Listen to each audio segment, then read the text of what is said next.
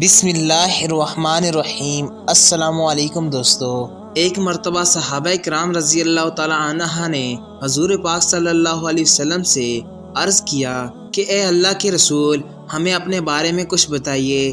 آپ صلی اللہ علیہ وسلم نے ارشاد فرمایا، میں اپنے باپ ابراہیم علیہ السلام کی دعا ہوں، اپنے بھائی عیسیٰ علیہ السلام کی بشارت ہوں اور خوشخبری ہوں۔ جب میں اپنی والدہ کے شکم میں آیا تو انہوں نے دیکھا گویا ان سے ایک نور ظاہر ہوا جس سے ملک شام میں بصرہ کے محلات روشن ہو گئے۔ حضرت آمنہ رضی اللہ تعالی عنہا نے حضرت حلیمہ رضی اللہ تعالی عنہا سے فرمایا تھا، میرے اس بچے کی شان نرالی ہے، یہ میرے پیٹ میں تھے تو مجھے کوئی تھکن اور بھوک محسوس نہیں ہوتی تھی۔ حضرت عیسیٰ علیہ السلام وہ آہی پیغمبر ہیں جنہوں نے آپ صلی اللہ علیہ وسلم کی آمد کی خوشخبری سنائی۔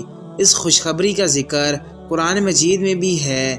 سورۃ صف میں اللہ تبارک و تعالیٰ فرماتا ہے، اور اس طرح وہ وقت بھی قابل ذکر ہے جب عیسیٰ ابن مریم نے فرمایا کہ اے اسرائیل، میں تمہارے پاس اللہ کا بھیجا ہوا نبی ہوں کہ مجھ سے پہلے تو رات آ چکی ہے اور میں اس کی تصدیق کرنے والا ہوں، اور میرے بعد جو رسول آنے والے ہیں ان کا نام مبارک احمد ہوگا، میں ان کی بشارت دینے والا ہوں۔ اب چونکہ حضرت عیسیٰ علیہ السلام بشارت سنا چکے تھے، اس لیے ہر دور کے لوگ آپ صلی اللہ علیہ وسلم کی آمد کا بے چینی سے انتظار کر رہے تھے، اور ادھر آپ صلی اللہ علیہ وسلم کی پیدائش سے پہلے ہی حضرت عبداللہ انتقال کر گئے تھے۔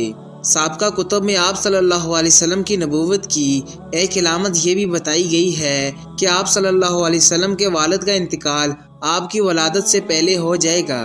حضرت عبداللہ ایک تجارتی قافلے کے ساتھ تجارت کے لیے گئے تھے، اس دوران بیمار ہو گئے اور کمزور ہو کر واپس لوٹے تو قافلہ مدینہ منورہ سے گزرا۔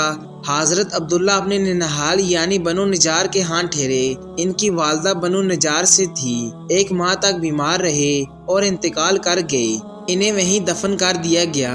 تجارتی قافلہ جب حضرت عبداللہ کے بغیر مکہ مکرمہ میں پہنچا اور عبد المطلب کو پتہ چلا کہ ان کے بیٹے بیمار ہو گئے ہیں اور مدینہ منورہ میں اپنے ننہال میں ہیں، تو انہیں لانے کے لیے عبد المطلب نے اپنے بیٹے زبیر کو بھیجا۔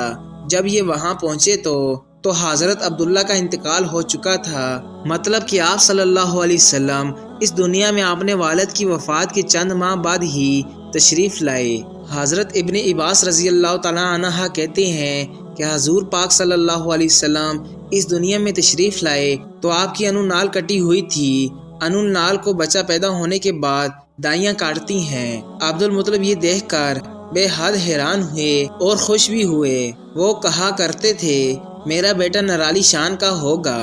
آپ صلی اللہ علیہ وسلم کی پیدائش سے پہلے مکہ کے لوگ خشک سالی اور قحط کا شکار تھے، لیکن جو ہی آپ صلی اللہ علیہ وسلم کی دنیا میں تشریف لانے کا وقت قریب آیا تو بارشیں برسنے لگیں، خشک سالی دور ہو گئی، درخت ہرے بھرے ہو گئے اور پھلوں سے بھر گئے، زمین پر سبزہ ہی سبزہ نظر آنے لگا۔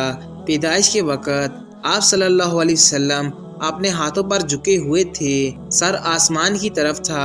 ایک روایت میں آتا ہے کہ گھٹنوں کے بال جھکے ہوئے تھے، مطلب یہ کہ سجدے کی حالت میں تھے۔ آپ صلی اللہ علیہ وسلم کی مٹھی بند تھی اور شہادت کی انگلی اٹھی ہوئی تھی۔ آپ صلی اللہ علیہ وسلم کی والدہ سیدہ آمنہ رضی اللہ تعالی عنہا فرماتی ہیں کہ محمد صلی اللہ علیہ وسلم کی پیدائش کے وقت ظاہر ہونے والے نور کی روشنی میں بصرہ میں چلنے والے اونٹ کی گردنیں تک نظر آئیں۔ آپ صلی اللہ علیہ وسلم کی ولادت کب ہوئی اس پر سب کا اتفاق ہے کہ وہ پیر کا دن تھا۔ آپ صلی اللہ علیہ وسلم صبح فجر طلوع ہونے کے وقت دنیا میں تشریف لائے۔ تاریخ پیدائش کے سلسلے میں بہت سے قول ہیں۔ ایک روایت کے مطابق 12 ربیع الاول کو پیدا ہوئے اور پیر کے روز آپ صلی اللہ علیہ وسلم نے مدینہ ہجرت فرمائی اور پیر کے روز ہی آپ کی وفات ہوئی۔ آپ صلی اللہ علیہ وسلم اللہ کے آخری نبی ہیں، آپ کے بعد نہ کوئی نبی آئے گا اور نہ ہوگا۔ امید کرتے ہیں کہ آج کی ویڈیو آپ لوگوں کو پسند آئی ہوگی، تو ویڈیو کو لائک، چینل کو سبسکرائب اور بیل آئیکن پریس کر لیں۔ ملتے ہیں اگلی ویڈیو میں، تب تک کے لیے اللہ حافظ۔